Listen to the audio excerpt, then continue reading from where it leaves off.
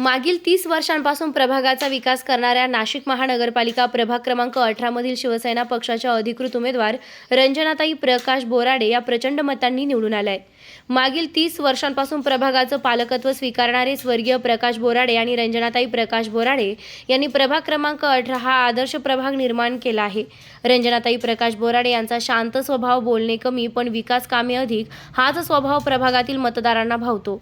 म्हणूनच यंदाच्या पंचवार्षिक निवडणुकीत अनेक अडचणी आल्या तरी रंजनाताईंनी यांच्या मागे प्रभागातील मतदार खंबीरपणे उभे राहिल्यानं त्यांचा विजय सुकर झाला. यापुढे आपल्या प्रवाहात अधिक विकास कामे करेल असे आश्वासन नवनिर्वाचित शिवसेना पक्षाच्या नगरसेविका रंजनाताई प्रकाश बोराडे यांनी दिलंय.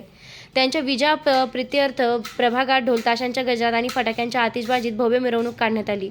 सदर मिरवणुकीत प्रभागातील नागरिक मोठ्या संख्येनं सहभागी झाले.